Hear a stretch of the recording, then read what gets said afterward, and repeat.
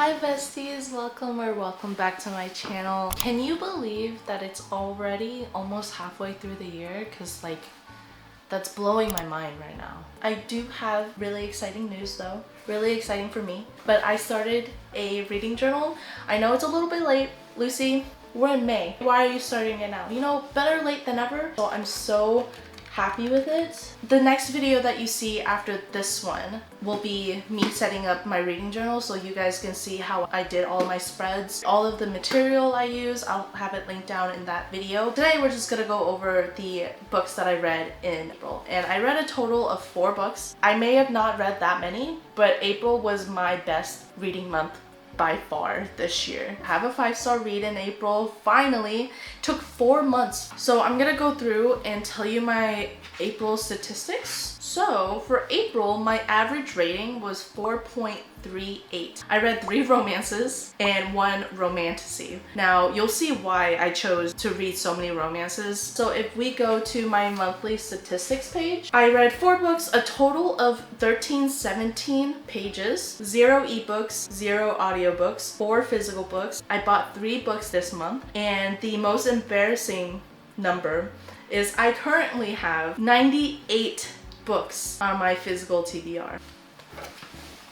That is so, that's so humbling to say out loud because I had no idea. You look at these shelves, I'm like, no, there's no way. When I was counting and the number just kept going higher, guys, please don't judge me. If it makes it any better, I also added the books that I plan on rereading, even though I've already read them. Those are my statistics, so let's just jump right in. So the first book that I read for the month of April was Just for the Summer by Abby Jimenez. This is the first Abby Jimenez book I've ever read. Like, I know she's a really popular author, she's well loved, but I've never picked up a book until now. I have her other books and I was planning on reading those books before this one. Then I saw the back of this and I just thought it was so interesting and I really wanted to read it. I got this book when Philip and I went to the bookstore earlier this month. Kind of just have a us day, and we went to a park and sat there and just read our books that we got. I think I read like 50 to 75 pages at the park. I blew through it so quickly. It was so easy to read. It's just such a fun premise. I just ate it up so quickly. I had no idea I was on page blah blah blah until we were ready to leave the park. So that just shows you how entertaining her writing is. So if you don't know what Just for the Summer is about, you have Emma and you have Justin. They both have this thing where they date people, and then once they break up with those people, their exes, end up finding their soulmates after them. So literally every single person they date and break up with, that ex finds their soulmate right after them for the past like 3 to 4 years. This is not a spoiler, it's on the back of this book, but the book starts off with Justin writing a "Am I the Asshole?" Reddit post, which I adore. I love that because that is just so funny that Abby Jimenez loves Reddit enough to include that in her book. Love that. So reading that post was just so funny to begin with, and then Emma ends up seeing his post, messages him, says, hey, that like I have that curse too, blah blah blah. And they come up with this plan of, hey, you know, like if we date each other, won't we just cancel each other out? If we date each other, that means our curse will be broken, because then that means when we break up, we'll find our soulmates right after. Tell me that's not an interesting premise. Tell me that's not fun. I dove right into this book, and I'll just read you a little bit of what I wrote. I wrote a whole page on this book. So I said, wow, I was truly not expecting this to be a 5-star. Guys, this is my first 5-star of the year. First book from Abby Jimenez, 5-star. Girl, I think I read like 250 pages in one sitting one night because I just couldn't put it down because I loved it that much. The characters are funny, relatable, and they're super witty. Their banter is really good, and I think their relationship just feels very mature and realistic. Man, there's so much good to say about this book. I really enjoy the topics Jimenez explored and brought light to mental health. I love how they came together and supported each other through their hard times, and it was very adult. I didn't feel any type of, oh, this is really immature for someone that's in their 30s. Emma felt so flawed, but I loved her character. Justin was a golden retriever that got handed a really rough hand, but they took it like champs. Very mature love story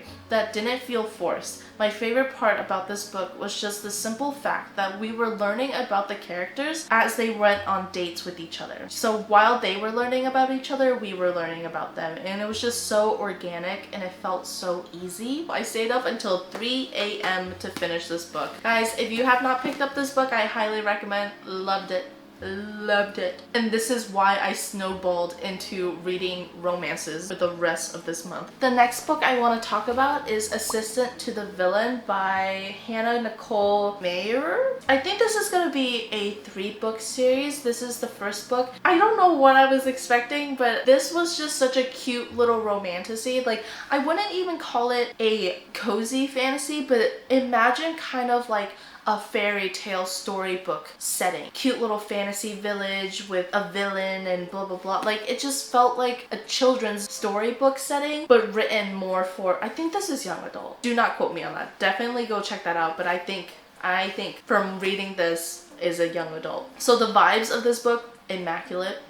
Had a wonderful time. What I wrote was a fairy tale story, but on the other side. So instead of our main character falling in love with the hero, she ends up falling in love with the villain. It was lighthearted, yet plot was fun to follow. It wasn't like other fantasy books where there's just a lot of information and there's a lot of politics. No, you're literally following Evie as she is an assistant to a villain of a fairy tale. This is such a fun kind of twist with enemies to lovers. Obviously, you don't want to be friends with the villain, but you know, you gotta do what you gotta do, and we love a morally gray characters. Evie is looking for a job. She does not have a job because she recently quit her previous job, and she needs the job because she needs to support her dad and her sister. One day she bumps into the villain, one thing leads to another, and the villain's like, hey, you want a job?